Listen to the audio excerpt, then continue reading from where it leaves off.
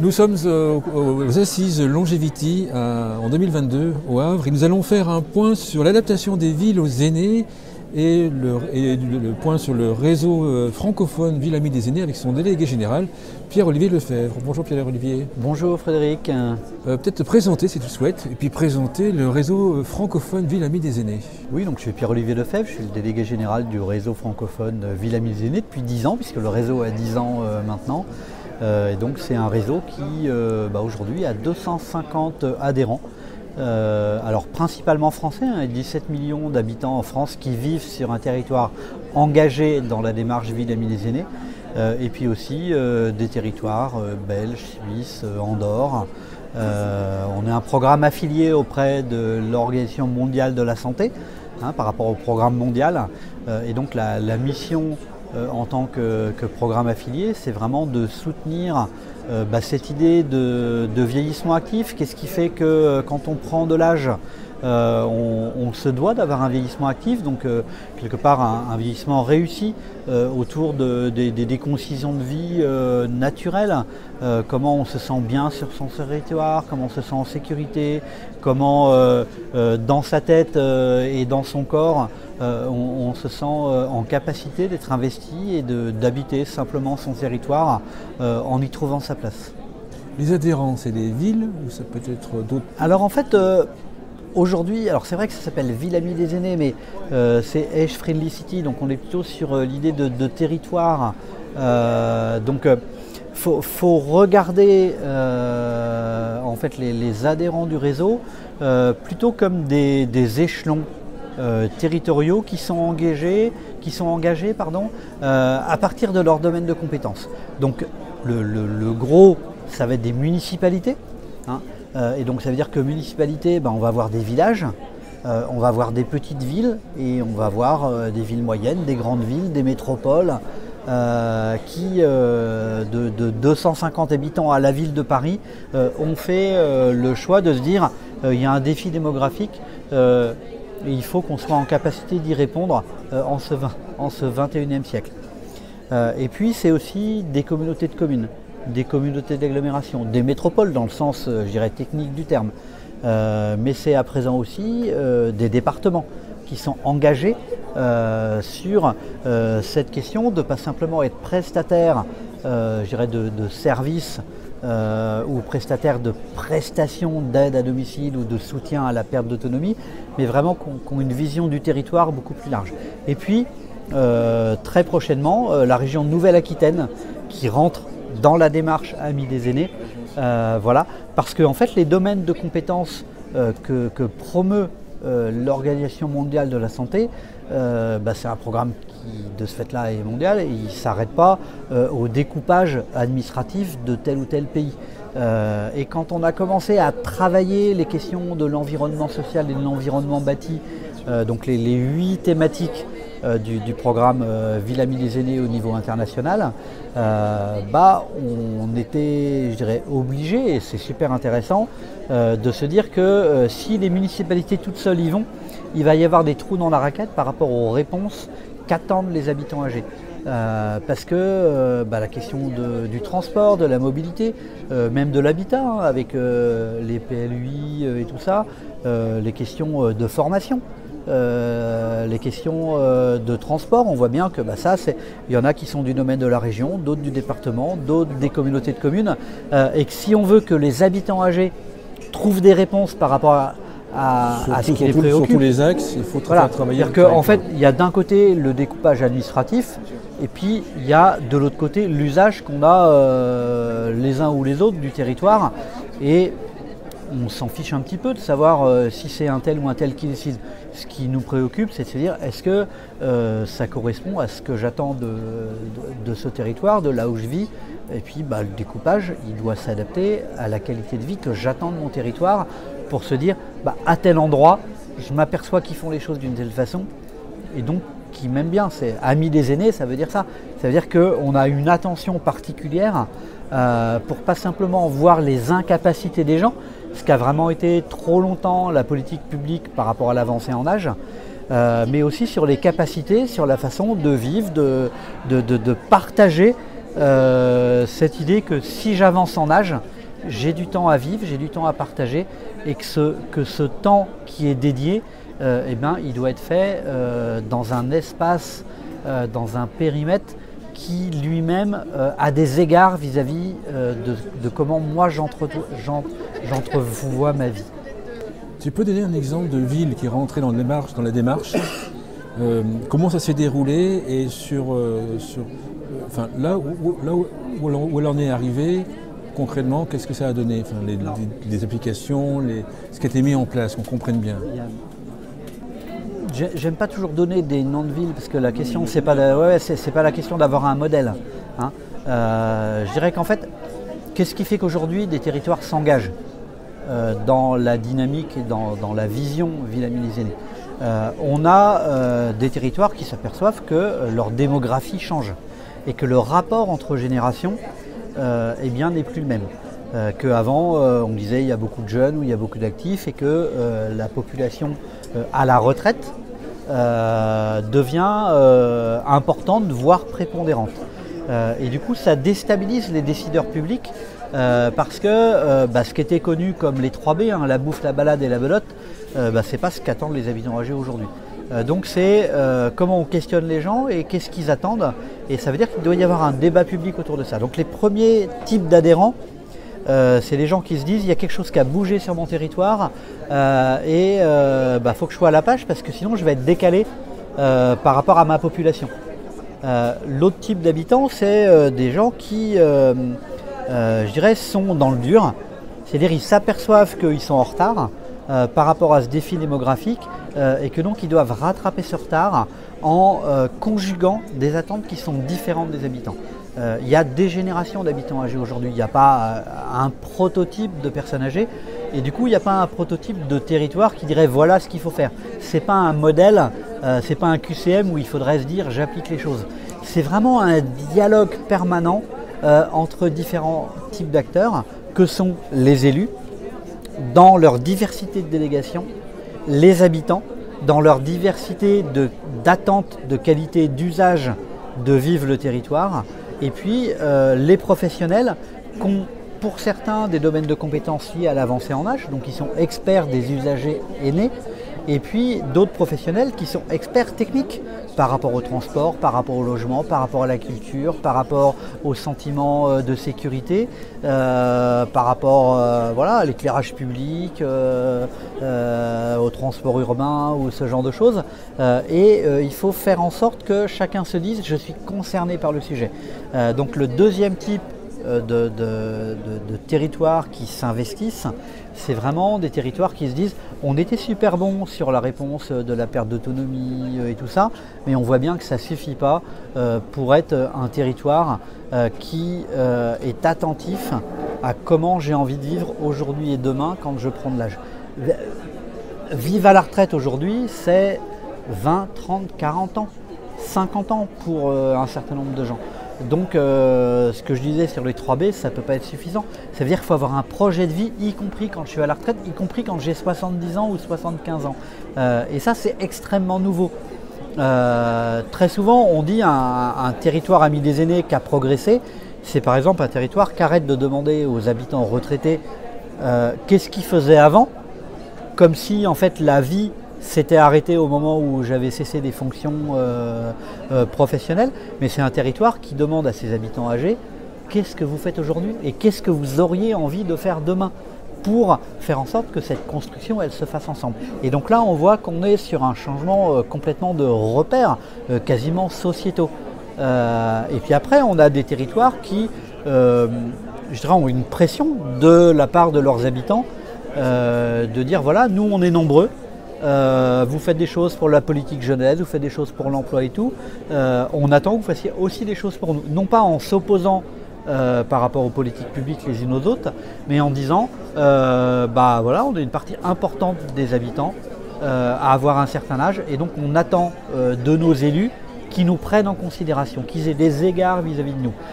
Et c'est dans cette vision-là de ces trois schémas que je viens de décrire qu'on a mis en place le label Amis des aînés pour que chacun des territoires, je dirais, pense la question à partir de l'originalité du territoire. C'est-à-dire que entre le village de Maulnes, qui est dans l'Allier, qui a quelques centaines d'habitants, et puis une ville comme Metz, qui vient d'être labellisée platine au niveau du label, évidemment, on n'a pas les mêmes choses à répondre, on n'a pas les mêmes habitants.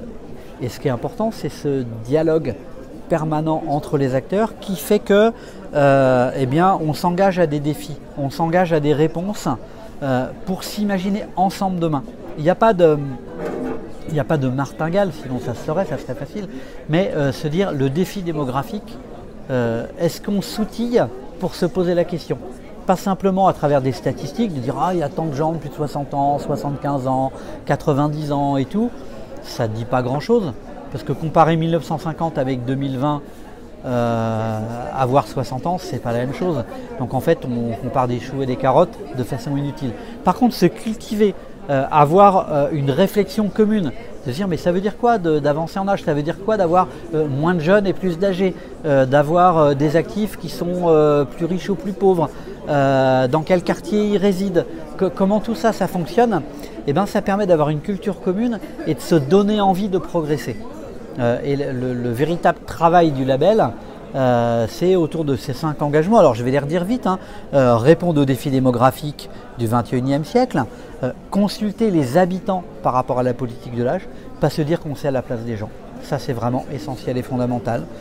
S'engager dans une gouvernance partenariale, c'est-à-dire pas avoir que les acteurs du sanitaire et du médico-social qui sont impliqués, qui se retrouvent à dire ah non mais nous les gens on les connaît, ça fait 50 ans qu'on bosse avec donc on les connaît, parce qu'en fait les gens ils sont différents, ils bougent, c'est pas les mêmes, il y a différentes générations, et puis la question en fait de la réponse de la politique publique, elle est pas de dire je fais des choses pour les gens parce qu'ils sont âgés, c'est je fais des choses pour les habitants, mais je m'interroge si en faisant de telle ou telle façon les habitants âgés se disent en le faisant comme ça je sais que c'est aussi fait pour moi, donc je me sens pas exclu. Donc on n'est même pas dans la vision de l'inclusion, on est dans la vision partagée de se dire les habitants se disent quel que soit mon âge, je suis partie prenante de mon territoire et je sais que mon territoire a des attentions par rapport à mes particularités. Et ça change vraiment la donne. Et puis après, du coup, c'est d'avoir un véritable état des lieux transversal sur les 8 sujets dont on parlait, pour faire en sorte que, je dirais, il y a un plan d'attaque. Parce que c'est bien de réfléchir, c'est bien d'avoir des intentions, mais c'est mieux de réaliser. L'état des lieux, c'est le réseau Villa des Aînés qui le fait, j'imagine. Alors, ce n'est pas le réseau qui le fait. Le réseau, il a fait un canevas, il a fait un cadre méthodologique pour se dire, voilà, à travers l'état des lieux, les éléments dont on a besoin pour faire en sorte qu'on ait cette vision stratégique et cette vision partagée. Et donc, à travers des données, mais aussi à travers ce qui existe sur le territoire, qu'est-ce qui fait que tous les services publics qui existent sont utilisés ou pas par les habitants qui prennent de l'âge. Et très souvent, on redécouvre des choses, soit qui se font mais qu'on avait oubliées, parce que on a des habitudes, donc on ne le voit même pas, soit des usages des habitants par rapport aux services publics qui existent, mais qui ne sont pas nommés en tant que tels, parce que les gens ne viennent pas revendiquer en disant j'ai tel âge et je vais à la piscine, j'ai tel âge et je prends les transports en commun, j'ai tel âge mais je m'assois sur le mobilier urbain. Mais en questionnant les gens, on s'aperçoit de l'usage et du non-usage, et donc de la qualité en fait d'équipement du territoire. Et ça permet d'aller au 5e axe, c'est de faire un plan d'action pour, je dirais, consolider ce qui fonctionne bien pour être sûr que ça ne s'étiole pas, et pour améliorer les choses où les gens nous disent en fait, pour que je me sente encore mieux, encore plus libre, encore plus indépendant, encore plus acteur de ma ville, il y a des choses dont j'ai besoin. Voilà. Et là, en fonction du quartier, en fonction du territoire, en fonction de l'existant, est-ce que j'ai déjà un peu beaucoup passionnément ou à la folie des choses qui se font, le plan d'action permet de progresser, permet de programmer et permet d'expliquer aussi aux gens les priorités qui sont définies. C'est-à-dire que le but, de ce travail de démarche participative, c'est pas d'avoir un cahier de doléances en disant voilà les 200 questions qu'on a et si vous ne répondez pas à tout, c'est que vous n'êtes pas amis des aînés. C'est de cheminer ensemble, c'est de répondre ensemble et d'être aussi en capacité de dire bah voilà, par rapport à tout ce qui a été demandé, eh ben on va se fixer des priorités. On va dire on commence par ça pour vraiment l'améliorer et que du coup la qualité de vie soit meilleure. Et puis telle autre chose qui était aussi importante, bah, on le fera plus tard parce qu'on ne peut pas tout faire en même temps. Est-ce qu'il y a une typologie de villes, d'acteurs qui rentrent dans la démarche Aujourd'hui, on a vraiment un pourcentage du nombre de personnes âgées par rapport aux actifs. Alors, on a plutôt des territoires qui sont engagés, qui ne sont pas en surreprésentation des habitants âgés. Donc, on sent que ce n'est pas un effet de balancier ou de dire on a beaucoup de vieux, donc il faut vraiment qu'on soit bon. Donc, c'est plutôt un engagement de société. Et puis, en termes de taille de territoire, aujourd'hui, on a vraiment, je disais, du village à la petite commune de quelques milliers d'habitants, à des villes moyennes, à des grandes villes, à des grandes métropoles, chacun avec un défi à relever qui est différent. Parce que la complexité administrative, et en France, on est quand même super fort, hein, il n'y a pas que le millefeuille, hein, il y a aussi toutes les réglementations, et plus on est gros, et plus en fait on est soumis à un certain nombre de règles, de lois, de normes qui parfois empêchent d'aller vite. Hein. Donc c'est aussi une des bonnes nouvelles, hein, c'est que le programme de l'OMS a été pensé à l'échelle internationale et je pense que voilà, qu'on soit en Amérique, en Asie, en Afrique ou en Europe, la question c'est la qualité de vie qui est au cœur du débat. Dans le monde, sans citer pas d'exemple français, mais dans le monde, est-ce qu'il y a une ville qui sert de phare, de référence? Je crois que vraiment, par rapport aux enjeux là, que je donnais, il y en a qui sont plus forts autour des questions d'habitat, il y en a qui sont plus forts au niveau des espaces extérieurs, au niveau de la culture, au niveau de l'information et de la communication. C'est un des premiers sujets qu'on a, c'est l'accès à l'information et à la communication. Pour une raison simple, c'est qu'on ne s'imagine pas demain en étant différent de ce que je suis aujourd'hui. Et donc ça veut dire que les demandes qui sont faites de la part des habitants, elles se font souvent par rapport à l'urgence. Il est arrivé quelque chose, soit pour soi, soit pour son entourage. Et donc dans l'urgence, je me dis qu'est-ce qui existe, il faut que je trouve une solution. Mais tant que ça va bien, on ne se projette pas en se disant qu'on pourrait avoir un pépin. Et pour moi, c'est sûrement un des défis premiers qu'ont les territoires, c'est de permettre aux gens de s'imaginer avec la durée dont je parlais. Et donc dans cette durée, il va y avoir des temps positifs et des temps forts pour être, je dirais, en lien avec les autres, et puis des temps plus fragiles et que anticiper, ça porte pas malheur. Et ça, c'est, je dirais, un défi presque intellectuel, personnel. Tout le débat qu'il y a sur l'aménagement des logements, sur le fait de déménager au bon moment, tout ce qu'on parle autour de la prévention, de mon point de vue, ça pourra passer la rampe si on dit aux personnes que vieillir, ça vaut le coup, que c'est d'abord beaucoup de choses bien par rapport à peu de choses qui sont plus difficiles, et que du coup on a envie de s'envisager demain et après-demain, et en ayant envie de s'envisager, eh bien on est capable de se dire, c'est vrai que si je fais des travaux chez moi, je vais les faire au cas où il y a quelque chose, mais pas en me disant demain je ne vais pas aller bien. Donc voilà, donc il y a une sorte de dialectique par rapport à cette question de la prévention, du bien vieillir, du bien bouger, de toutes ces questions-là, qui sont une bonne intention au niveau de la société, qui dit aux gens faites attention à vous parce que sinon vous allez être en difficulté, qui dit aussi aux gens faites attention à vous parce que sinon vous allez coûter cher à la société. Parce que si vous n'allez pas bien, va y avoir des frais de santé, il va y avoir des frais d'accompagnement, d'hospitalisation. Donc il y a aussi un rapport, je dirais pas hypocrite, hein, parce qu'il y a une bonne intention derrière. Mais il y a un rapport d'un possible conflit entre des intérêts personnels, individuels, et puis des intérêts collectifs. Et je pense que ça c'est assez peu nommé. Et que de mon point de vue, il faut donner envie aux gens plutôt que de leur donner des injonctions en disant il faut bien faire les choses. C'est à peu près aussi efficace que de dire à nos enfants de bien ranger leur chambre. On sait qu'on a raison et on voit à quel point on est écouté, quel que soit l'âge de nos enfants. Donc ça veut dire que les seniors sont aussi indisciplinés que les enfants, c'est ça? Non, je pense qu'ils sont aussi libres et indépendants par rapport aux choix personnels qu'ils font. Et qu'il faut être respectueux de ces choix personnels en étant conscient qu'il y a un défi de société, c'est-à-dire qu'on ne pourra pas répondre de façon exponentielle par rapport au nombre croissant qu'il y a de ce défi démographique à des gens qui seraient en difficulté parce qu'ils perdraient de leur autonomie et en même temps on n'a pas d'instruction à donner parce que quand on vieillit, on a atteint un âge de maturité et que cette maturité elle ne doit pas rencontrer des instructions qui viendraient, je dirais, de l'ordre de quelque chose de supérieur à lui. Avec la vague du baby-boom qui arrive aux âges avancés, ton sentiment personnel, est-ce que les villes françaises ou les territoires français sont adaptés ou est-ce qu'il y a encore beaucoup de travail? Les deux. Quand on compare par rapport à l'international, je pense qu'on n'est pas si mauvais que ça.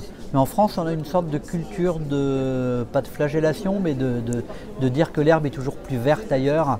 Alors dans les pays du Nord, en Amérique du Nord et tout ça. Quand on compare, je pense que en fait, on a énormément de qualité, mais il y a encore beaucoup de boulot à faire pour que ce qu'on pourrait appeler l'adaptation des territoires soit vraiment réalisé dans la finesse et qu'on ait des gammes de choix qui soient suffisantes par rapport à la diversité que sont les habitants âgés aujourd'hui. Je disais, il y a 3 en gros générations de gens qui peuvent être à la retraite, mais il y a aussi une diversité à l'échelle de la société en fait de qui sont les habitants âgés. Et donc il n'y a pas, voilà, il ne s'agit pas de dire il faudrait qu'il y ait une sorte de domicile ou une sorte d'habitat inclusif ou une sorte de mobilier urbain et tout. Parce que toi ou moi, on n'a pas les mêmes attentes, on n'habite pas au même endroit, on ne voit pas les mêmes choses de la même façon, on n'a pas les mêmes repères, on n'a pas les mêmes choses qu'on aime. Et du coup, tout ça, ça définit des territoires qui sont composites et qui doivent s'adapter à ce côté composite. Donc il y a un véritable travail à faire, mais moi je suis plutôt optimiste. Alors c'est ma nature, mais derrière ça, je pense vraiment qu'il y a un déclic qui s'est passé ces dernières années avec une véritable envie de répondre aux attentes et aux besoins. Pour finir, parlons un peu du Fonds d'appui territorial innovant senior. De quoi s'agit-il? À quoi sert-il et qui peut en bénéficier? Alors le Fonds d'appui territoire innovant senior, il a été mis en place à la demande de Brigitte Bourguignon quand elle était ministre de l'Autonomie avec les subsides de la CNSA et on les en remercie puisqu'il y a plus de 8 millions d'euros qui ont été mis sur la table pour soutenir les territoires et puis la Banque des territoires qui a mis 500 000 euros sur de l'ingénierie de projet. Il y a trois axes. Un premier axe autour de la question de comment on développe une ingénierie de développement sur la politique de l'âge dans les territoires. On voit bien à travers ce qu'on a dit là qu'on est sur des concepts nouveaux et que c'est important d'arriver à développer un certain nombre de sujets pour avoir cette culture commune. Et pas simplement les experts du vieillissement qui eux sont convaincus. Sauf que eux tout seuls ils ne peuvent pas modifier la donne. Donc le premier axe de la bourse c'est de travailler sur l'ingénierie en faisant en sorte qu'il y ait la participation des habitants, donc avec une méthodologie de projet pour que les habitants soient vraiment partie prenante du débat local, pour faire en sorte que le fameux diagnostic de territoire il soit animé, il soit structuré et qu'il amène, je dirais, et de la réflexion et de l'action derrière. Et puis, pour que de façon transversale, on structure la gouvernance du territoire et de faire en sorte que le maire, l'ensemble des élus, l'ensemble des acteurs locaux se disent « je suis concerné par ce sujet et j'arrête de dire « je travaille pour tout le monde ». Comme si les personnes âgées n'existaient pas ou faisaient partie du tout le monde, mais se disent je travaille pour chacun, pour chacune des particularités dans la typologie des habitants. Donc ça c'est l'axe 1 où il y a une bourse qui est attribuée, donc qui est gérée par le réseau francophone et qui est attribuée aux collectivités qui demandent à bénéficier de ce fonds pour mettre en œuvre la pratique. Donc on voit que ça permet pour ceux qui s'engagent sur le label de s'outiller par rapport au travail de labellisation. Par contre, le fonds n'est pas réservé aux territoires qui sont adhérents du réseau. C'est un fonds qui est dédié à l'ensemble des collectivités locales et des CCAS ou des CIAS pour l'axe 2 sur les sujets qui les concernent. L'axe 2, il est véritablement, on va dire, sur des projets, c'est-à-dire on est vraiment sur de l'action. C'est un territoire, soit un village, une grosse commune, un PETR, une communauté de communes et tout ça, a un projet, il a besoin de moyens pour le mettre en œuvre. Et donc le fonds d'appui il sert vraiment à ça. Donc avec des graduations que je ne vais pas décortiquer là, c'est tout marqué dans les supports pour faire l'appel à projet. Et en fonction de la taille de la commune, il y a plus ou moins de financement pour aller rapidement. Les projets qui sont soutenus, c'est la solidarité intergénérationnelle. Comment on imagine des choses localement qui permettent entre générations de vivre ensemble. Ensuite, c'est la question de l'inclusion des aînés dans la société et les questions de citoyenneté. Donc des choses dont on entend, j'irais souvent parler en termes d'intention, mais comment c'est mis en œuvre, comment on se donne les moyens que ce soit concret. Même chose sur la question de l'expertise d'usage des aînés et le côté de leur participation dans l'expertise d'usage très localement, très implantée. Et en fait aujourd'hui on a beaucoup de territoires qui disent bah oui mais ça prend de l'énergie, ça prend du temps, ça prend des moyens humains et techniques de faire en sorte que de coordonner tout ça, que de piloter tout ça. Donc c'est aussi une façon de dire bah oui ça prend des moyens mais il faut se doter de ces moyens là pour faire en sorte que ce ne soit pas je dirais artificiel, que ce ne soit pas juste du cosmétique, mais que ce soit je dirais incarné véritablement. Et puis un autre sujet qui est vraiment important, c'est la question de la vie à la retraite, c'est est-ce qu'on a quelque chose à dire aux autres générations, c'est est-ce qu'on a quelque chose à dire parce qu'on est citoyen, et puis c'est aussi comment on transmet ses savoirs, comment on transmet ses connaissances et comment on a un engagement au temps de la retraite. On entend les statistiques, heureusement qu'on a des retraités pour aller dans les clubs sportifs au niveau élu, mais comment on soutient cet engagement, comment on le structure, comment on le coordonne et comment on le met en valeur. Donc un des axes du fonds d'appui, c'est vraiment de dédier pour les collectivités qui voudraient valoriser ça, de dire bah voilà, il y a des moyens qui sont donnés pour que ça fonctionne. L'axe suivant, c'est les environnements bâtis qui sont plus adaptés. En fait, il y a beaucoup de trous dans la raquette. Le fonds d'appui, il a financé du mobilier urbain, mais qui était choisi et adapté avec les habitants. Il a financé parfois des toilettes publiques, parfois même écologiques. On parlait de feux rouges à certains moments. Bah voilà, c'est comment on rend concrètement, je dirais, des projets qui vont changer la vie des gens parce qu'on les a pensés différemment et parce qu'au lieu de mettre un mobilier urbain qui est trop bas, qui n'est pas au bon endroit et tout, on l'a pensé ensemble et que du coup on se donne les moyens de l'implanter durablement et intelligemment. Et puis le sixième axe, c'est le côté défi démographique, défi écologique, c'est comment on pense la vie ensemble. Trop souvent, on pense que les vieux, c'est uniquement le passé, on pense que c'est aussi l'avenir, parce que ça dure longtemps d'être âgé, ça dure longtemps d'être vieux, voilà. Donc les vieux, c'est l'avenir, un peu moins longtemps que les jeunes, mais en même temps, c'est aussi l'avenir. Et les habitants âgés sont souvent plus écolos qu'on ne le dit, mais ils ne le disent pas de cette façon-là. Et comment on met en valeur un certain nombre de projets qui va marquer en fait leur sensibilité par rapport à la planète. Et on fait le lien aussi avec la transmission des autres générations. Et en fait, quand on questionne les retraités et les aînés sur les territoires, ils sont extrêmement inquiets et sensibles à qu'est-ce qu'ils vont transmettre à leurs enfants et leurs petits-enfants. Et donc c'est le mettre en valeur et à travers ça et à travers les 6 thématiques, faire en sorte aussi qu'on n'ait pas un conflit de génération. Parce que si les moyens s'amenuisent, le risque, ça serait de dire est-ce qu'on doit privilégier les jeunes ou les plus âgés, et il n'y a pas à privilégier l'un vis-à-vis de l'autre, il a plutôt à faire en sorte qu'on construise une société du vivre ensemble. Et puis l'axe 3, c'est l'ingénierie pour accélérer la transformation des territoires.